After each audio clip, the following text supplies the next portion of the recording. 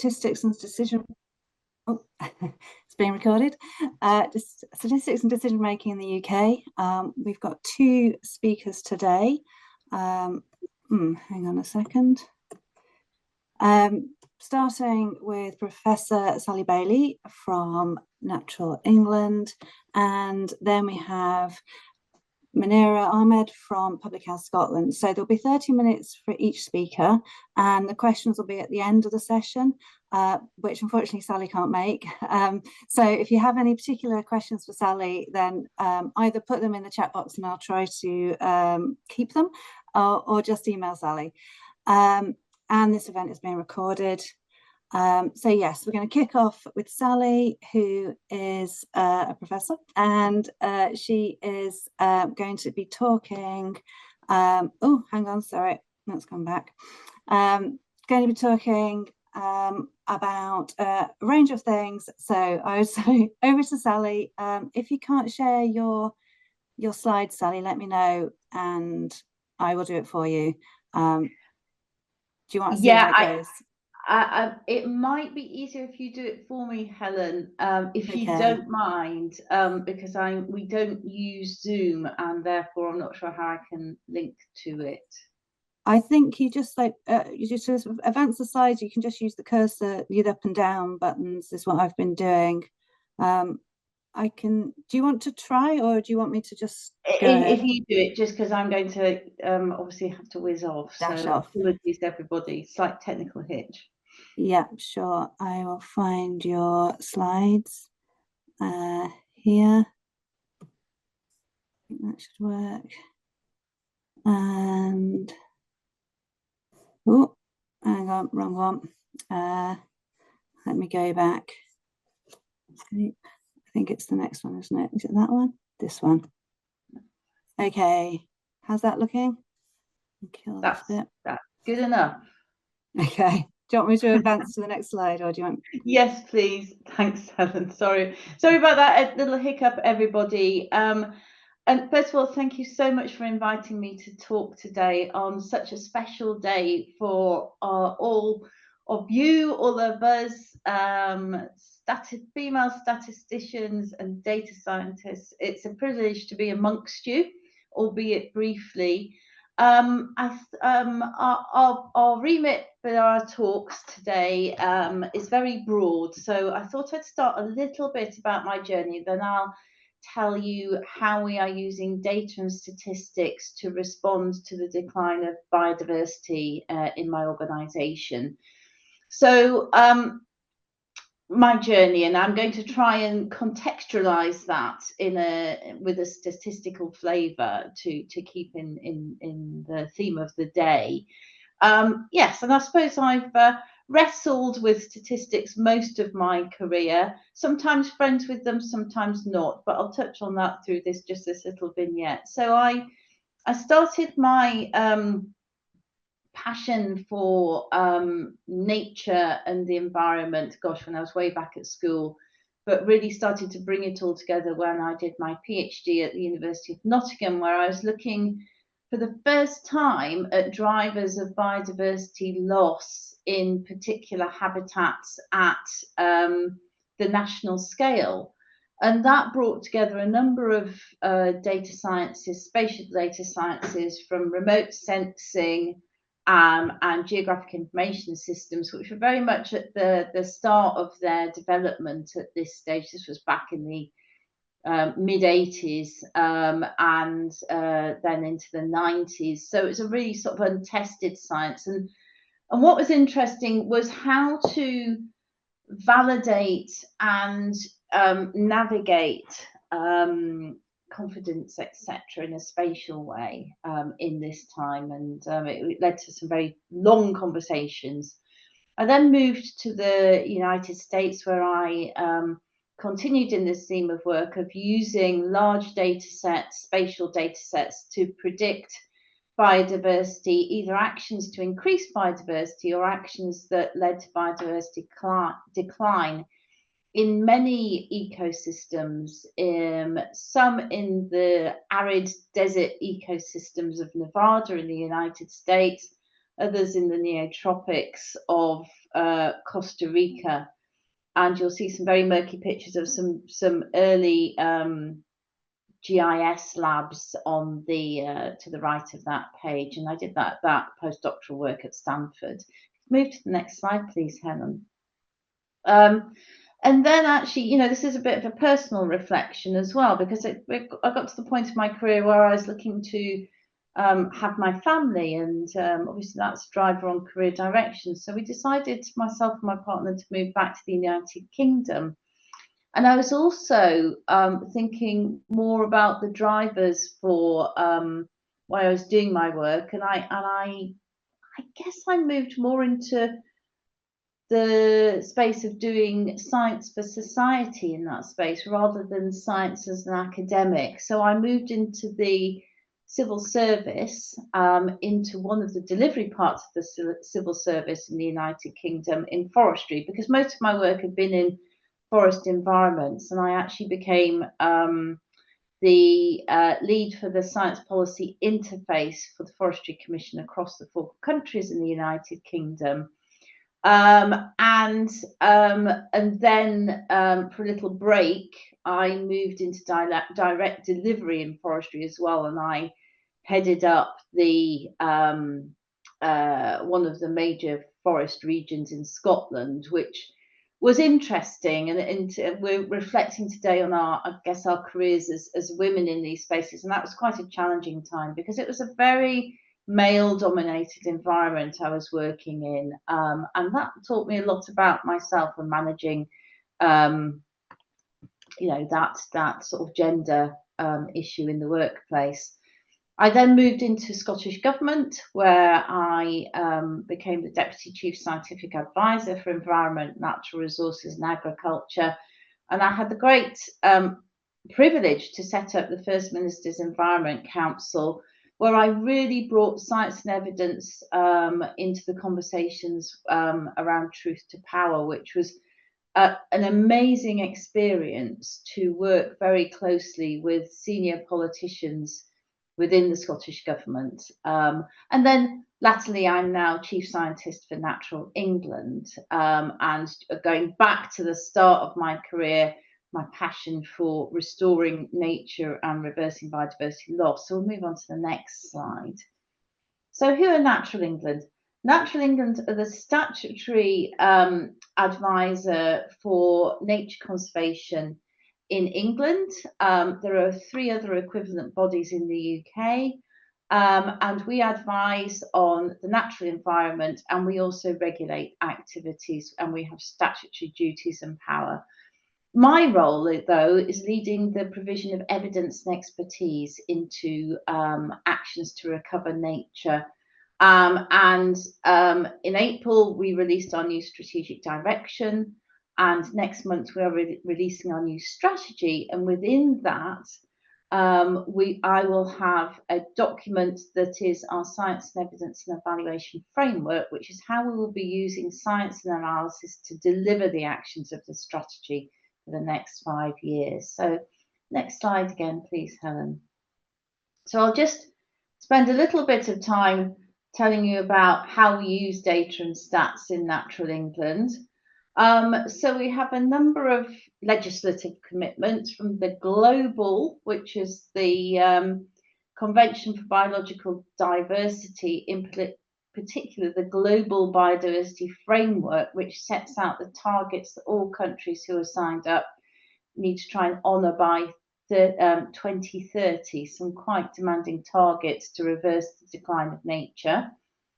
We then have some legacy European Union commitments, all that have reporting duties, and then also similar reporting duties for the domestic level as well, enshrined in our wildlife legislation and England's Environment Act. And then moving down another scales also, we have other local strategies which we're also reporting on as well. So we'll move on to the next slide, please, Helen.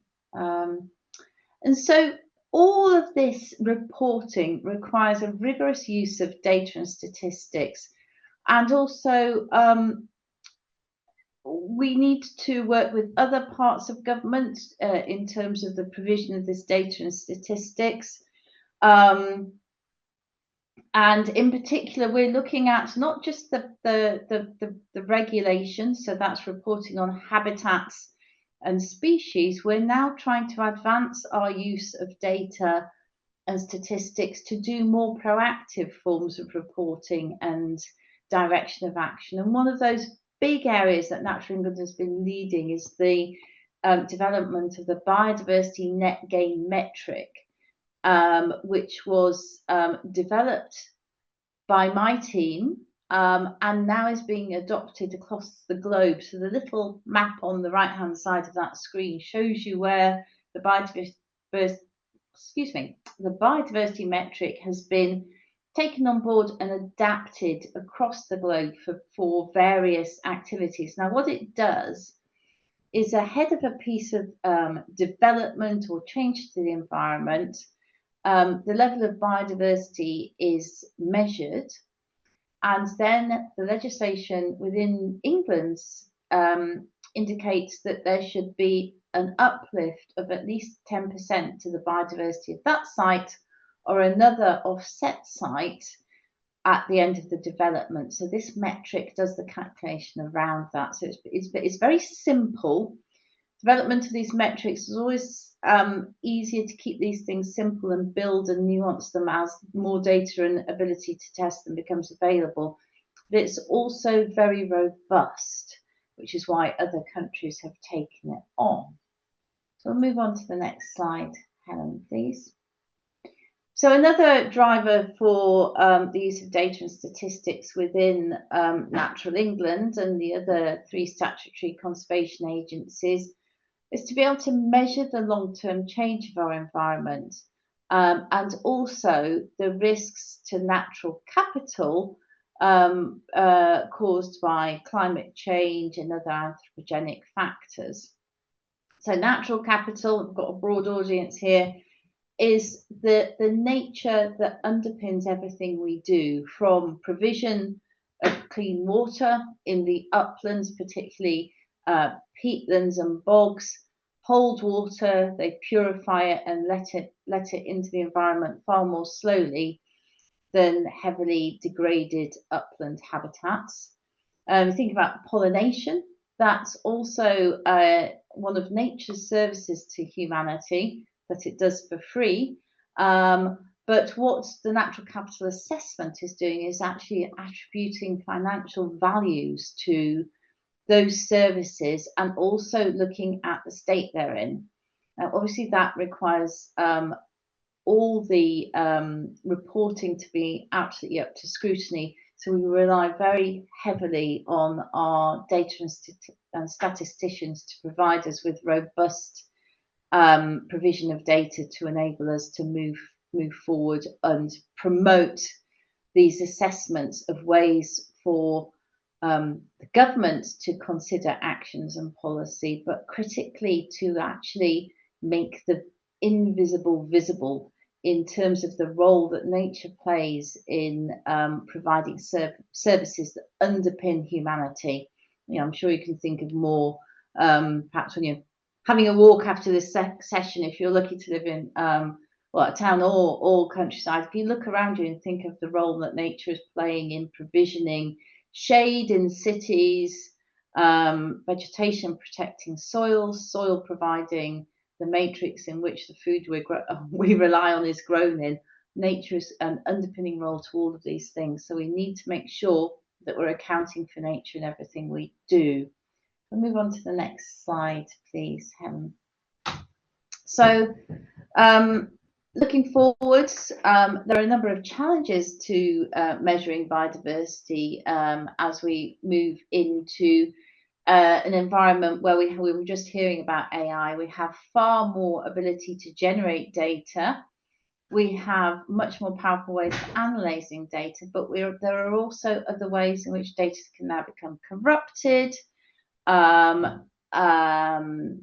a lack of standards in these new ways of working can also mean that there are cultural and gender impacts also in the way data is being used without that social science context. We'll move on to the next slide, please, Helen.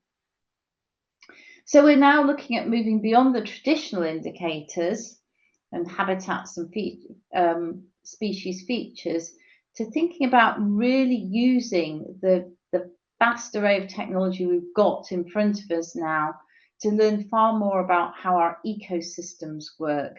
So that's unpicking the constituent parts of, for instance, a forest or a peat bog, and then understanding the impacts that climate change or pollution is having, or over management is having in those ecosystems, how they're becoming weakened. That then gives us indications of measuring policy impact to reverse those impacts in the environment. And that gets to the heart of the global biodiversity framework, need to understand and therefore measure actions to restore ecosystem health and integrity.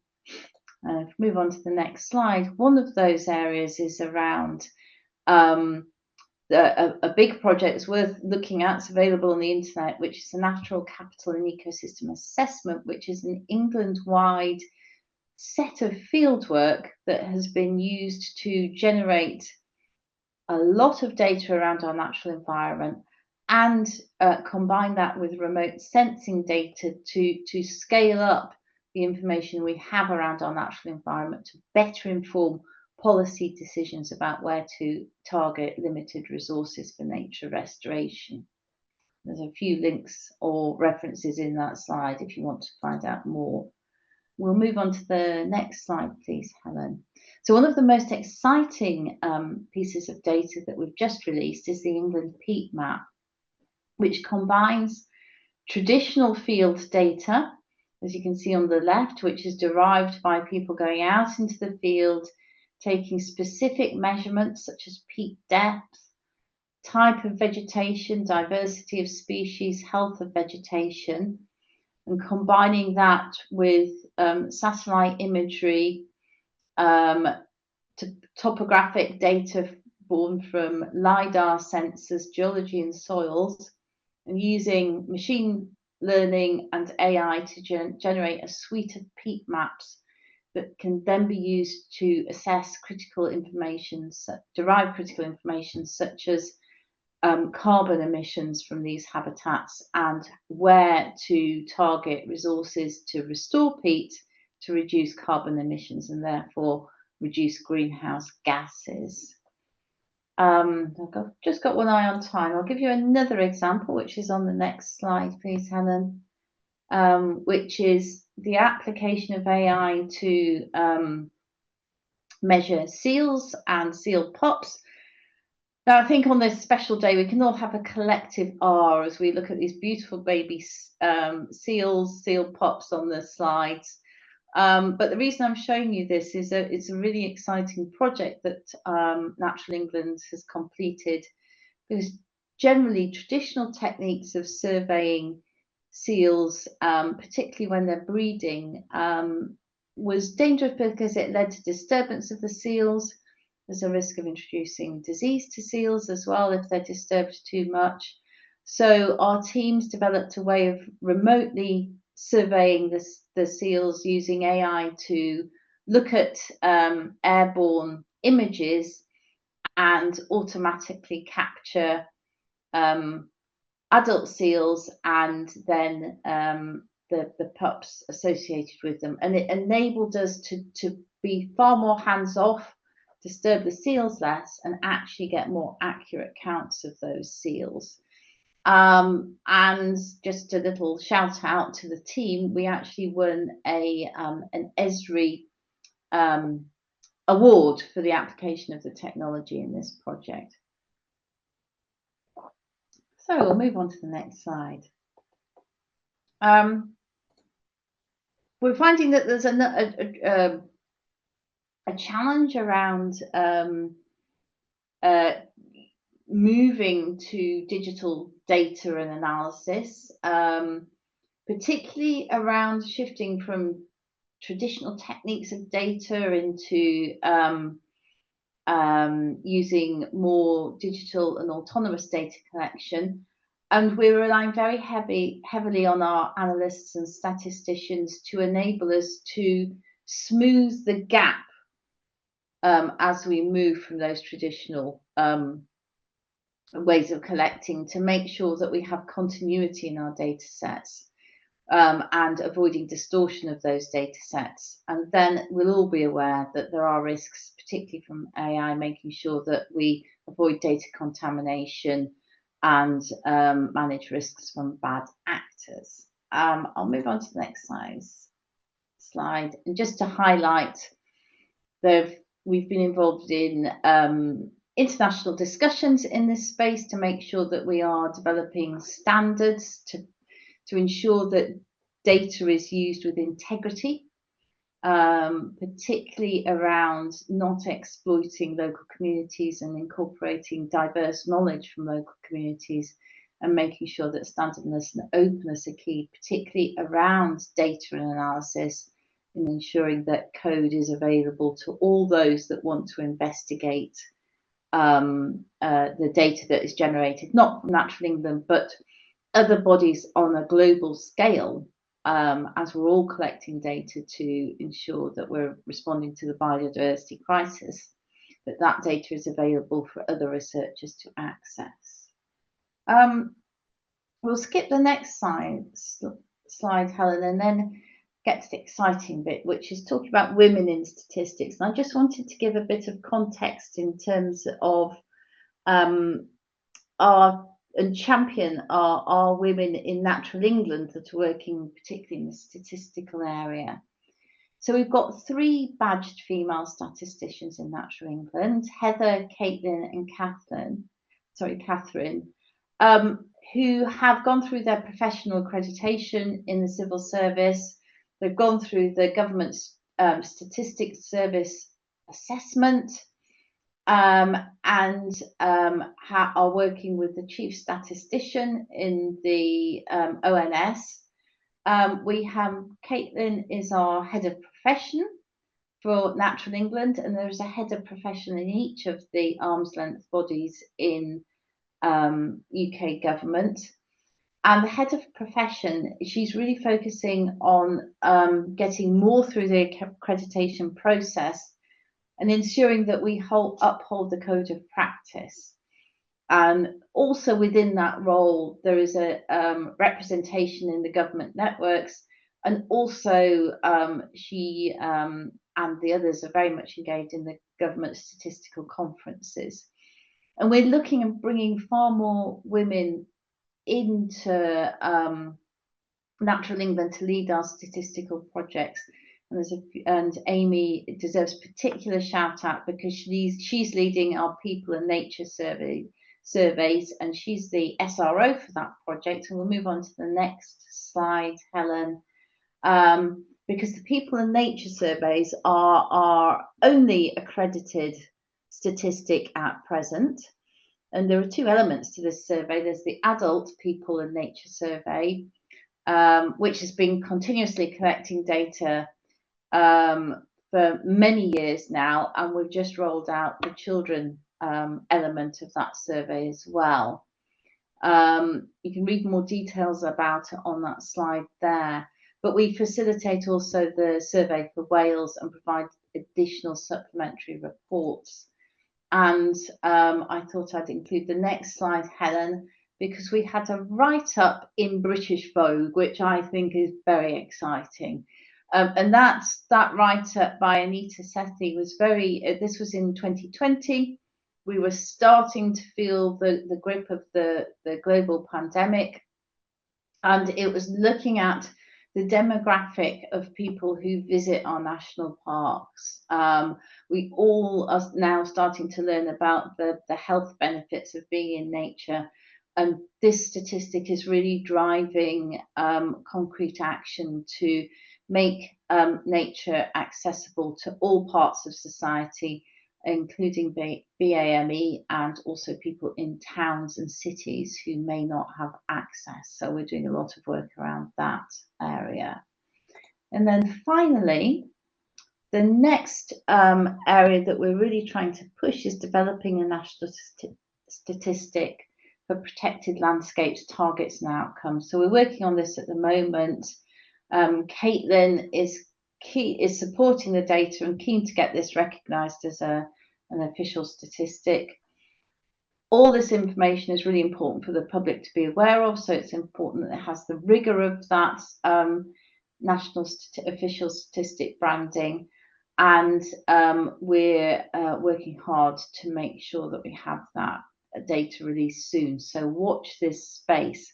So I will conclude there, and I think that probably gives a couple of minutes for questions. Thank you all for your attention, and thank you again so much for inviting me along today. Thank you, Sally.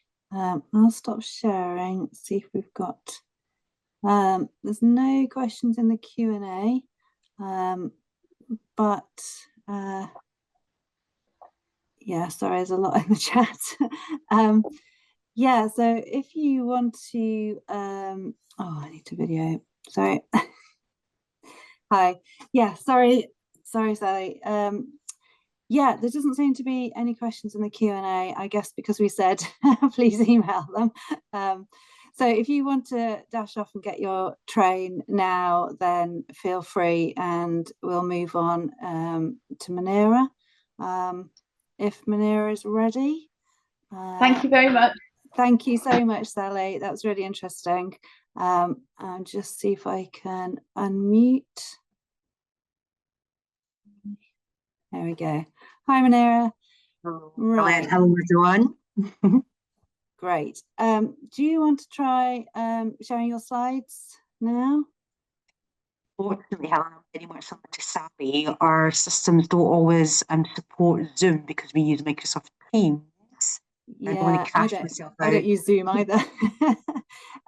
But the last your talks that you sent me are still in a scan for viruses. Okay, let's have a look. Let's have a colleagues. If you can just bear with me for a second, I'll see. I do have the old ones. They've been scanned. So if you're happy to use the previous version, we can do that. Let's go for that. Let's go for that. That's okay. Let's go for that. Just I don't want to kick myself out. So as Helen, you're doing that, you okay if I just start just for interest of time as well? Is that all right? While you bring my slides up. Perfect, yeah. Perfect. Afternoon, everyone. What a fabulous presentation for Sally. We've got about 20 pages of notes. I'm going to have to follow up with her afterwards. So fascinating. So colleagues, my name's Manira, Ahmad, and before I start, I also want to thank the organisers, the team behind all of this, including yourself, Helen, of giving me the opportunity to talk a little bit myself, and also the work that I'm doing around data science, statistics, and everything in between. I'm going to take a bit of a public health lens to this, colleagues. As Helen said, feel free to put stuff in the chat. I'll try and keep an eye on it because I know, Helen, you're not able to see everything while you're sharing your screen. Yeah. And also any thoughts and comments as well. So I'm not going to get you to move on yet, Helen, because I thought it would be helpful that the slide that you can't see right now is just a visual about my background. So if it's okay, I'm just going to start with sharing some of that. And some of the colleagues that I've seen the names of already know this. So apologies to you because you will already heard this. But for those that haven't met yet or don't know, a bit of background to myself. So like I said, my name's Manira Ahmad, and my day job right now is a Chief Officer with Public Health Scotland. I'm really honestly honoured and privileged to do the job. But I've had a bit of a plotted history leading me there. It started off with my love of data and analytics and insight starting from an early age of 16. I had what was back then like a summer placement as I finished my hires and thinking about what I'm going to do next. And it was like a 5-6 week summer placement in a small finance office. And this is for those that may remember, it was the time where we would have actual filing cabinets, and any piece of information that meant change had to be filed. literally wee bits of pieces of paper being filed in case reports and then put into filing cabinets. I mean, every night I was going home with blisters on my fingers from opening and closing these really old filing cabinets. But actually what that did was, it was quite transformative for myself, because it introduced me to the power of information, the power of what data can do around decision making and how it brought people together. And the rest, I'd like to say, is history, but just to bring everybody up to speed, I then went ahead and studied accountancy, and I ended up spending the first part of my adult life within the banking industry, so within the private sector. So I spent about 11 years there, really enjoyed it. It was dog eat dog, looking over your shoulder every day, but I thrived on it. And I guess for me, what I realized very quickly is that my risk appetite was really high. I wanted to do work that had a low chance of success, but actually a high chance of real change if it was successful. And don't get me wrong, not everything went to plan and not everything was positive, but the learning I got within those 10, 11 years of working in banking, and I had such the privilege of not just working within Scotland or in the UK, but working out in places like India, working out in places like Singapore, traveling the world, working with ministers in different countries, as well as developing processes, regulations, and inevitably how organisations of industry were working. And it really made me understand that actually the biggest thing that I took away from that and that I still use now is the importance of relationships. And we'll talk about that a little bit later.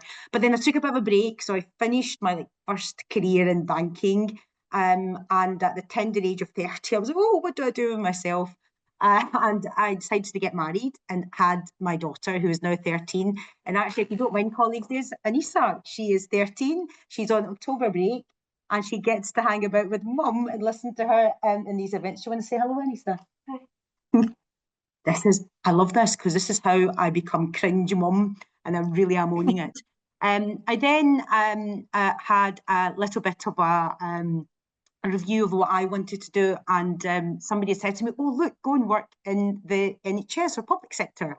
And because you won't have to work 100 hours a week, you don't have to travel all over because you've got a young child. And then my journey began. So about 9 years ago, I signed up and started my role in the NHS. And I was so, again, very privileged to have been appointed the head of intelligence in NHS Scotland, which meant taking a culture of data and evidence and of 40 years of great work colleagues before me had done, and try and move that into the world of integration. And lo and behold, it wasn't a job that had pre-existed. It was a brand new role, a brand new title.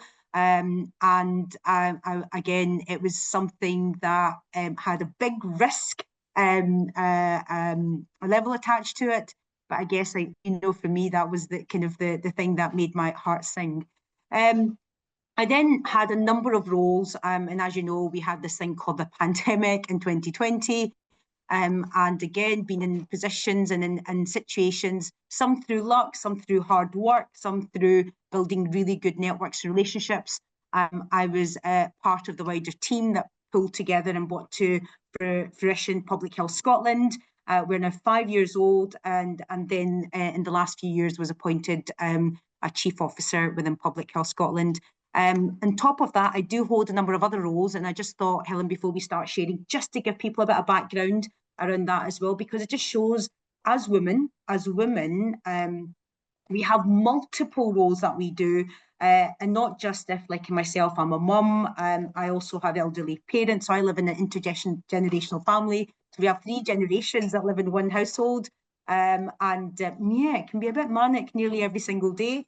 But other roles that I do, and this is because I understand connectivity of the system and how to bring people more together. I also am a trustee at a community sports hub, which offers free sports to people from marginalised communities. I also am on the board of directors for one of the largest colleges in the UK. I'm also a non-exec director for Glasgow's Council of Voluntary Services. I'm the chairperson for Scottish Minority Ethnic Women's Network. And to keep my cringe mum alive, I'm also the chair of the Parent Council at Nisa's High School. So I guess, I mean, I thought that was really important just to share, because though we may be here in our sort of role, actually what we need to do as women in the space is drop the logos, drop the egos, and try and help the system bring itself together for the greater good. Helen, I'm going to hand over to you to help me share the slides. I see some chat coming through as well, and thank you for saying hello to Anissa, though I'm purely making her embarrassed, which is really, it's these mummy moments that you live for. So I thought it would be really helpful just to take colleagues through a couple of minutes of the state of the nation of Scotland. Now, I have two big missions with other colleagues, but my two big missions that I focus on every day within Public Health Scotland is, one, that we need to reduce inequalities, and secondly, how do we support people living longer and healthier? Yeah, so that's the two things that keep me going, and anything that works in and around that connects me to those big missions for my Public Health Scotland role, then that's the space that I need to be in, and that's the space my colleagues are in as well. Just on to the next slide, please. Thank you. So I'm going to talk about the state of the nation. I'm going to talk a little bit about health inequalities from a racialised perspective, and then about systems leadership, and then really on to next steps for me and hopefully for us. Just next slide there as well, please, Helen, thank you. So Scotland as a nation, and I'm hoping this isn't a surprise to anybody, and actually there's other nations across the UK that are in the similar state as well. So colleagues, you can see from here, and I think it's always easier to give a live example, isn't it? So I live in one of the most deprived areas in Scotland, a place called Barrhead, and if you're from Barrhead and you're joining, please do put it in the chat. But Barrhead has some of the lowest outcomes recorded in our history. So in Barrhead, so as a woman, I will live healthy up to the age of 47. I will then have another 27 years of ill health, yeah? And then after that, I will die. So I will spend 1/3 of my life in ill health. And not to give my age away, but I'm not far off from coming to an end of having a healthy life. And that's really saddened. And then obviously, you know, I'll be one of the statistics that, because of the education I've had, of the understanding of the system, I'll make some decisions to ensure that my healthy life goes on a bit longer. But my neighbours won't all be able to do that. You know, some of them are still grappling with understanding, you know, do I feed the children tonight, or do I have enough money to pay for the electricity or the gas bill? And that's a constant battle people around me in my community have.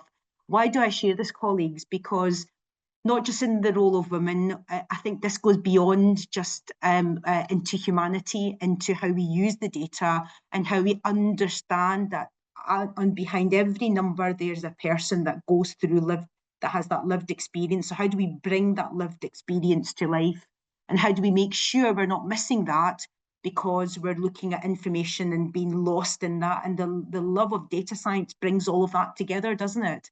And I know these slides will be shared, so I'm not going to go into a lot of detail on the slides. I'm hoping a lot of this will be quite self-explanatory. Helen, if we can please move on to the next slide. And moving on, fabulous, thank you. And again, just to kind of re-emphasise where we are around Scotland's health. So health isn't improving, unfortunately, for us.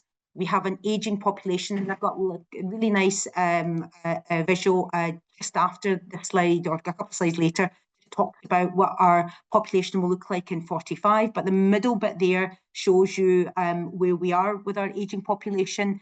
And then we also know that our burden of disease is increasing, and it's over the next 2 decades, we will see an increase of 21%. So it doesn't look really positive, does it?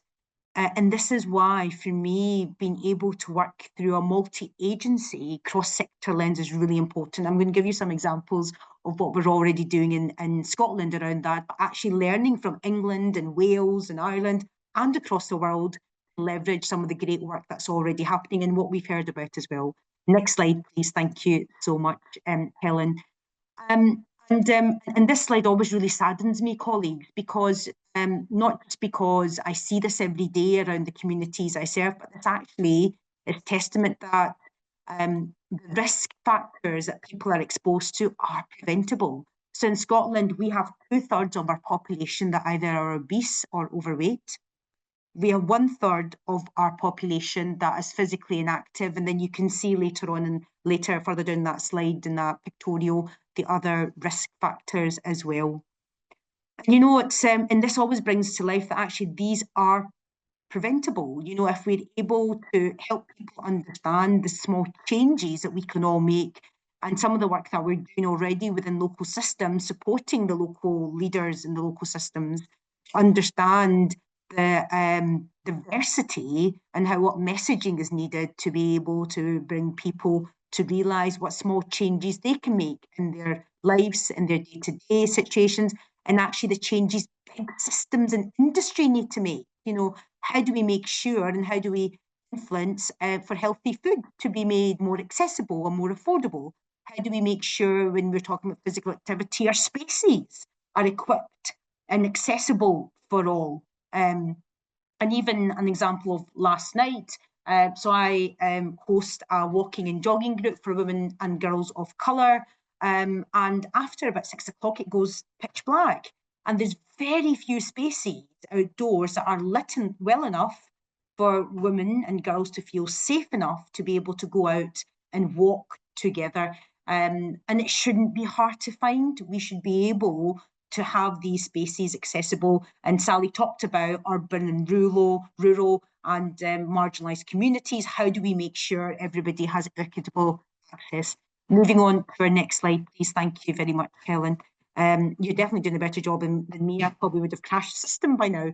I talked about the burden of disease, and this really was just to highlight actually 2/3 of the burden that's going to increase is preventable. The top part of the visual talks about the top 3 burdens of disease that are forecasted over the next 2 decades. And again, I'm not thinking this will be more surprises to anybody. We've got cancers, cardiovascular and neurological conditions as well. And like I say, colleagues, you know, with the right intervention, by working together as a cross-sector multi-agency approach, we should be able to provide services and facilities that start to help people understand how they can really take a hold of their own health and well-being journey, and how supporting actors around that system can start to change the system. And as I say, we're already seeing this across the other nations across the UK, and we're leveraging that in Scotland as well, building on what we already know. Next slide, please. Thank you very much, Helen. I guess I can't not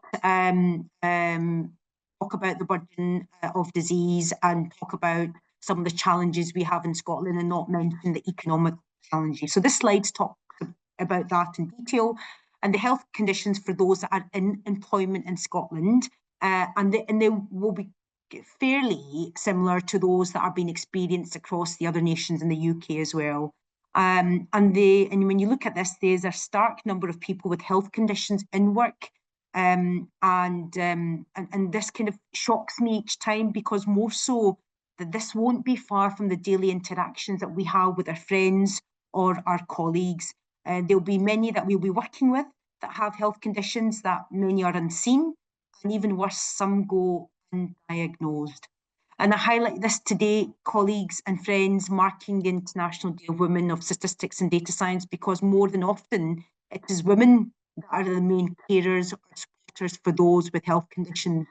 As we celebrate together openly the wonderful work women continue to do in this world-changing field, I also hold closely the most sensitive and fragile moments that help us as we hold together families, communities, and helping them to not just survive, but eventually thrive as well. And I guess the start figuring for me here is that, and yeah, please do go on. Thank you, Helen. We're getting connected here, so you're moving on before I even see it, which is fabulous. Just the last bit on that slide that links into here is that in 2024 in Scotland, we saw 269,000 people in long-term sick. And I did say earlier, I'd say like meet the public of the future, and this is just a snapshot of what 2045 will look like in Scotland.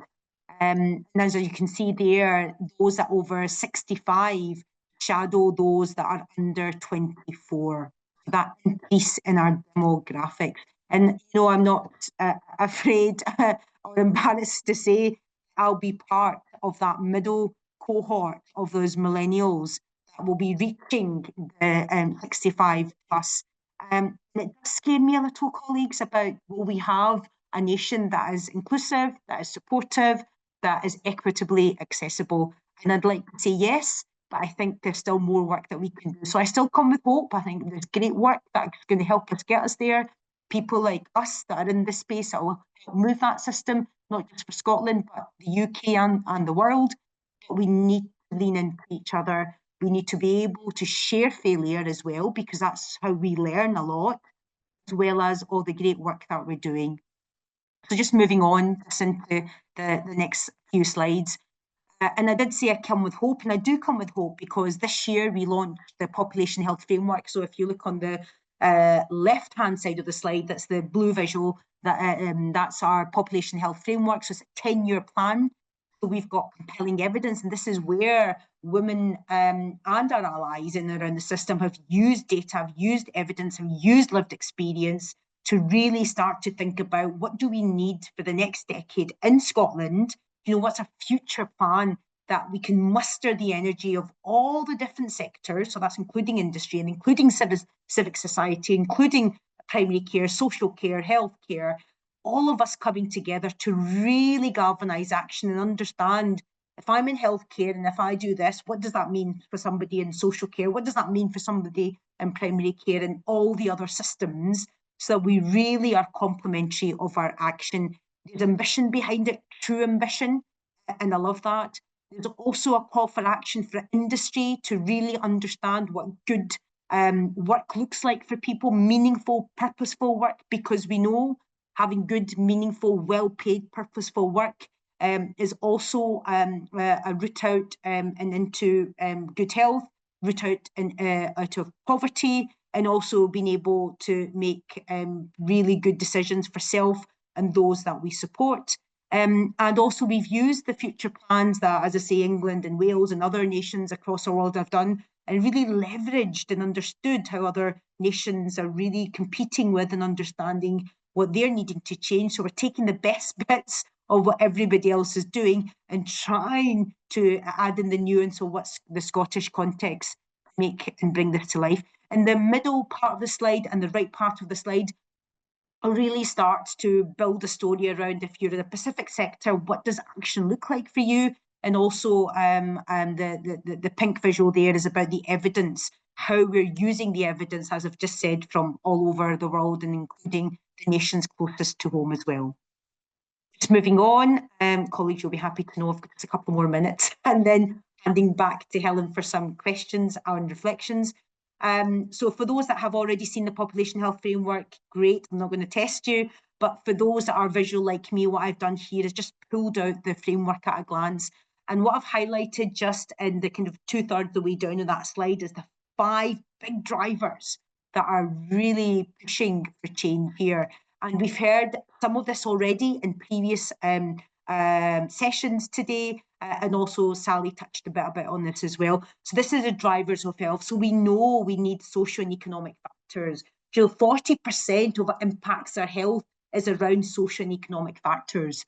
We know we need place and communities that are nurturing, that are inclusive and equitable when it comes to access. We need to enable healthy living. So that really means that we have to bring other sectors into the space really around that multi-agency approach. We have to have equitable health and care. So we have to understand fully what way there is inequalities in our system, so using the data or evidence and also lived experience. And then the big bar around that is a prevention-focused system.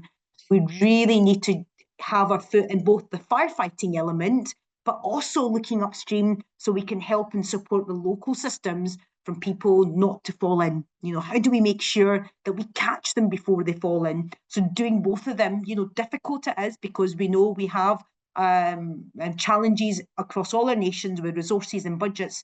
How do we use them well in that context? Next slide, please. Thank you very much. And next slide after that. So I did talk about racialised health inequalities. I'm not going to delve too much deeper into this, but I thought it'd be really helpful for colleagues just to know in Scotland, we are really looking at racism and racialised health inequalities. So in my role in Public Health Scotland, I lead with a whole host of wonderful colleagues the work around anti-racism as well as around racialised health inequalities. And we understand, you know, Public Health Scotland are going through their own internal journey of being an anti-racist organisation, as many others are across not just Scotland, but across the world. But also on top of that, how do we then bring that lens into the data, the evidence that we generate, that we support local systems to understand, and how do we make sure that lived experience really features at the heart of everything that we're trying to share around all our service provisions and evidence that we design and develop as well. And it's really, really heartening to say that, you know, that we're learning a lot, but actually we're not afraid to highlight where it hasn't worked. Do you know, we shouldn't be afraid to say that actually there is levels of racism that exist within our systems, but actually we're here together to listen, work alongside, and then learn how we do this well as a collective. And I'm happy to have a longer conversation with anybody if they're really interested to hear more about this. Just on to the next slide, and if you can just jump ahead, the next one after that. I talked about the importance of leadership and relationships that are at the foundation for this. The visual on the right-hand side is from our Scottish Prevention Hub, and this is our collaboration with Police Scotland, ourselves and Public Health Scotland, as well as those within academia as well, the University of Edinburgh. And what the visual on the right-hand side, colleagues, I'm just putting my charger on. I thought I had it on, but there we go. Thank goodness for the prompt. There we go, charger on, we're charging. What this talks about, that actually there are challenges in collaboration. The more we understand it, the better we will work together. And there's a whole a detailed report around this, and I'm happy to share this with colleagues afterwards. But actually what we're trying to do is flip the model of the kind of the triangle to say the biggest beast, the biggest piece that we should be focusing on is how we build relationships, and then the top end that will give us our results. And hoping from what I've shared some of that, you'll start to see the importance of relationships as being core to building the new and innovative ways of working around data and innovation and transformation. Next slide, please. And this kind of just brings to life that real whole systems working in Scotland.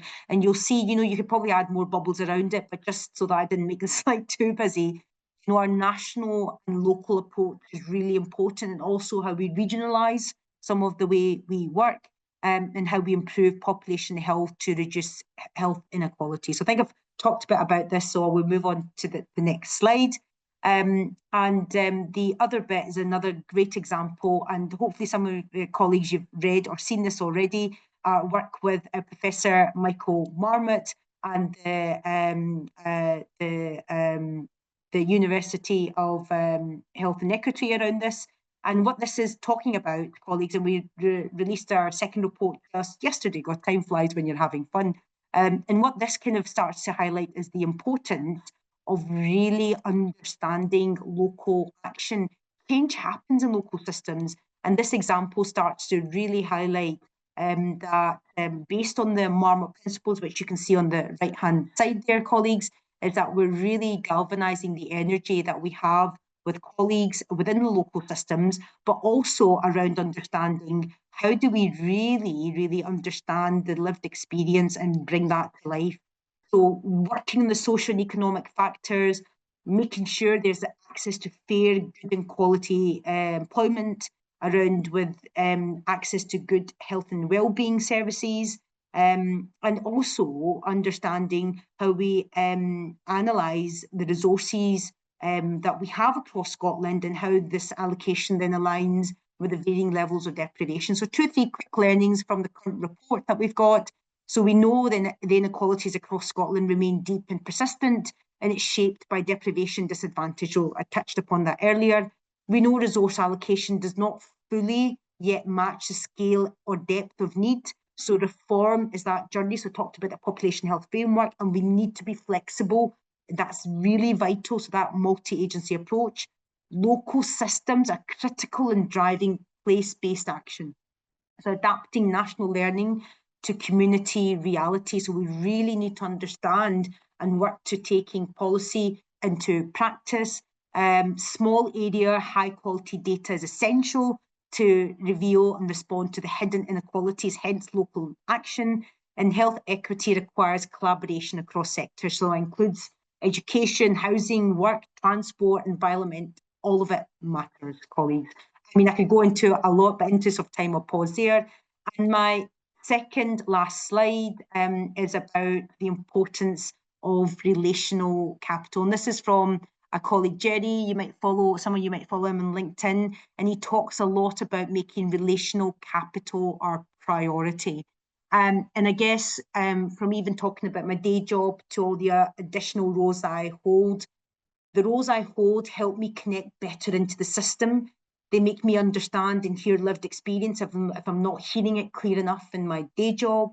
And it also helps me work across the different generations, from early years to our coming age of generation to my daughter's age, to the middle cohort of people of my age, and also the elderly and more mature population like my parents that I live with right now. All of them matter. All of them want to be living well. They want to be thriving, and some are, but not everybody is. And this is the challenge that I hold dear to myself every single day as I wake up, and I know many of you do as well, is how do we make those bonds stronger so that we really are flexing, leaning in on each other, and helping every single person not just survive, but thrive. Thank you very much, Helen. I'll pause there. Okay, thank you very much. That was absolutely fascinating. And stop sharing. Have a quick look. We've got 3 minutes. Oh, from Altea. Can you see that question? Thanks for an inspirational talk, broad expertise. Do you have any further recommendations for others on how to incorporate the underrepresented perspectives as important aspects to consider together with the more visible or more portrayed pieces of data and evidence?